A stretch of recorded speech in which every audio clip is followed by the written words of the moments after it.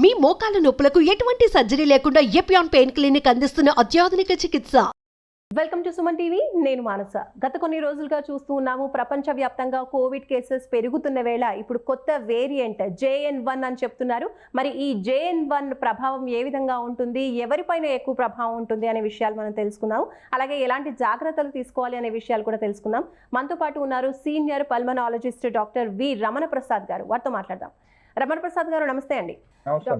Doctor గారు, ఇప్పుడు వచ్చినటువంటి ఈ కొత్త వేరియంట్ JN.1 ఏ విధంగా ఉంటుంది, ఎలాంటి ఎఫెక్ట్ ఉంటుంది? అంటే గత కోవిడ్ కన్నా కూడా ఇప్పుడు డేంజరస్ అంటారా? లేదమ్మా, ఇప్పుడు ఉన్న రిపోర్ట్స్ ప్రకారం ఏంటంటే ఇది చాలా మైల్డ్ విరులెన్స్ ఉన్న వైరస్.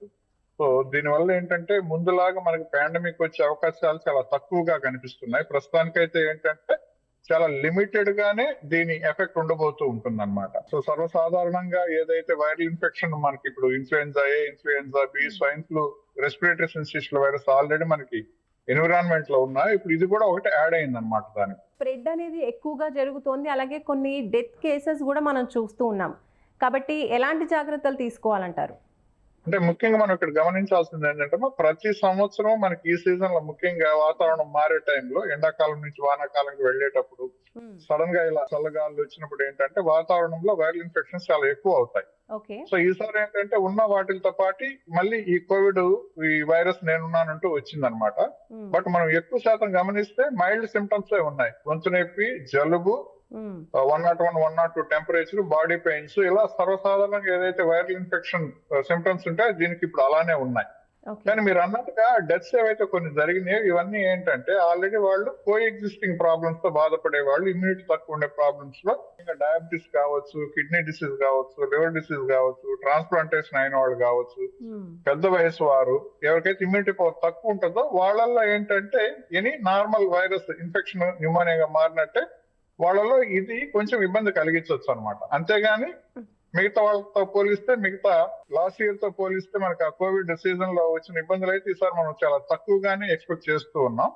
అందరికి తెలిసిందే కదా, వైరల్ ఇన్ఫెక్షన్స్ అనేవి ఏంటంటే దగ్గినప్పుడు, తుమ్మినప్పుడు వైరస్ బయటకు వస్తుంది వాతావరణంలో.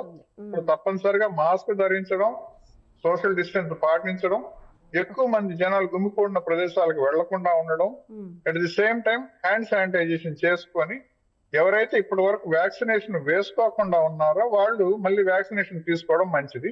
ఆల్రెడీ తీసుకున్న వాళ్ళకైతే బూస్టర్ డోసెస్ అయితే ప్రస్తుతం ఏమీ అవసరం కనిపించట్లేదు. ఓకే, అంటే ఇతరత్ర హెల్త్ ప్రాబ్లమ్స్ ఉన్న వాళ్ళకి డేంజర్ ఉంటుంది అంటున్నారు. అయితే చిన్నపిల్లలకు కూడా ఇది ఏమైనా డేంజరస్ గా ఉంటుందా, లేదంటే చిన్నపిల్లల పైన ఎలాంటి ప్రభావం ఉంటుంది?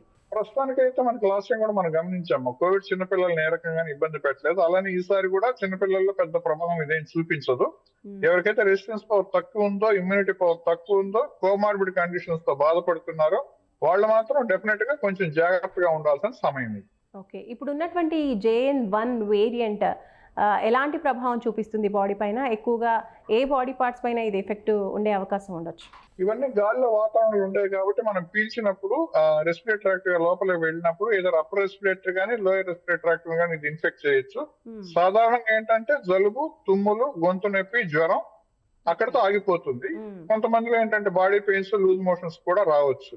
చాలా మందిలో ఇలా లిమిటెడ్ గానే ఇది ఎఫెక్ట్ చేసే ఛాన్స్ ఉంటుంది. మనం ముందు అనుకున్నట్టుగా ఎవరికైతే తక్కువ ఇమ్యూనిటీ పవర్ ఉందో, ఎవరైతే ఇమ్యూనోసప్రెషన్ మెడిసిన్స్ మీద ఉన్నారో, ఎవరైతే డయాబెటీస్ తో బాధపడుతున్నారో, సార్కాయిడోసిస్, రుమటాయిడ్ ఆర్థరైటిస్ లాంటి దీర్ఘకాలికమైన కనెక్టివ్ టిష్యూ డిజార్డర్ లో ఇమ్యూన్ సప్రెషన్ మీద ఉన్నారో వాళ్ళ మాత్రం ఏంటంటే కొంచెం ఇది న్యూమోనియాగా మారే ఛాన్సెస్ ఉన్నాయి. సో ఇటువంటి వాళ్ళు మాత్రం కొంచెం జాగ్రత్తలు ఎక్కువ తీసుకోవాల్సి ఉంటుంది.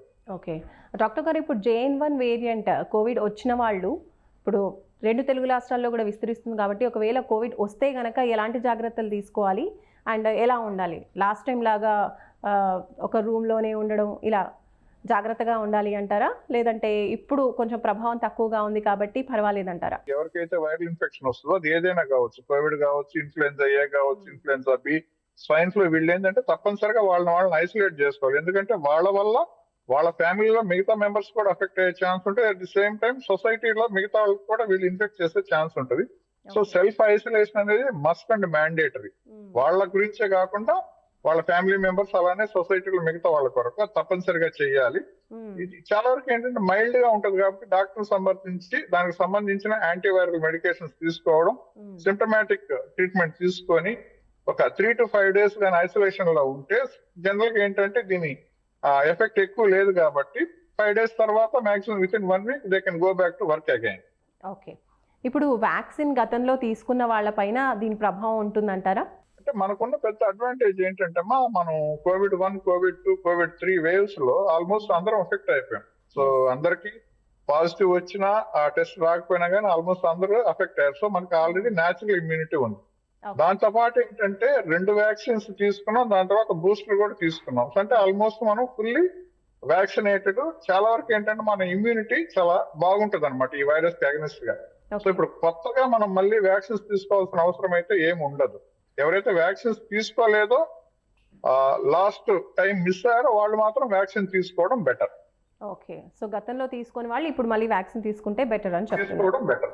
ఓకే, సో ఇప్పుడు అంటే ఇమ్యూనిటీ బూస్టప్ చేసుకోవడానికి ఎలాంటి ఫుడ్ ని ప్రిఫర్ చేసుకోవచ్చు, అలా ఎలా ఉండొచ్చు? ఇమ్యూనిటీ బూస్ట్ చేసుకోవడం ఎలా? సో బేసిక్ ఏంటంటే మనం కొత్తగా ఇప్పుడు బూస్ట్ చేసుకునేది కాకుండా ఏంటంటే ఎవరైతే స్మోకింగ్ చేస్తున్నారో వాళ్ళు డెఫినెట్ గా స్మోకింగ్ ఆపేయాలి, ఆల్కహాల్ కన్సంప్షన్ మానేయాలి, హై ప్రోటీన్ ఫుడ్ తీసుకోవాలి.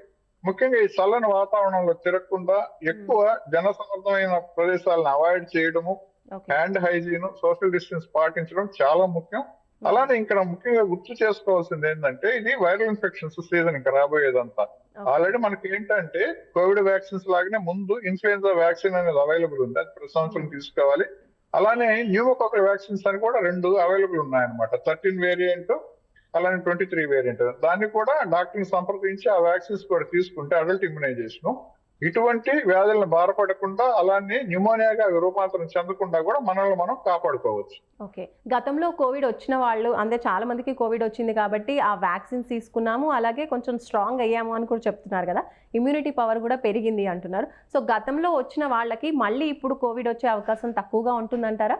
మనం ఒకటే గుర్తుపెట్టుకోవాల్సింది ఏంటంటే మనం ఈ వ్యాక్సిన్స్ తీసుకునేది ముఖ్యంగా ఏంటంటే అది ఇన్ఫెక్షన్ గా మారకుండా న్యూమోనియాగా మారకుండా అన్నమాట. సో మనకి ఎన్నిసార్లు అయినా కానీ ఈ వైరల్ ఇన్ఫెక్షన్స్ రావచ్చు. కానీ ఎవరైతే వ్యాక్సిన్స్ తీసుకున్నారో, ఎవరైతే ప్రీవియస్ గా ఇన్ఫెక్ట్ అయ్యి న్యాచురల్ గా ఇమ్యూనిటీ ఉందో వాళ్ళలో ఏంటంటే దీని ప్రభావం చాలా తక్కువగా ఉంటుంది, చాలా లిమిటెడ్ గా ఉంటుంది అనమాట.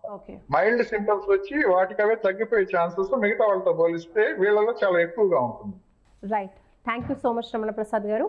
రైట్, ఇదండి చూస్తున్నారు కదా, సీనియర్ పల్మనాలజిస్ట్ మనకు తెలియజేస్తున్నారు. ఎక్కువగా స్ప్రెడ్ అవుతుంది కోవిడ్ JN1 వేరియంట్, అయినప్పటికీ కూడా భయపడాల్సిన అవసరం లేదు, కాస్త జాగ్రత్తగా మాత్రం కంపల్సరీ ఉండాలి.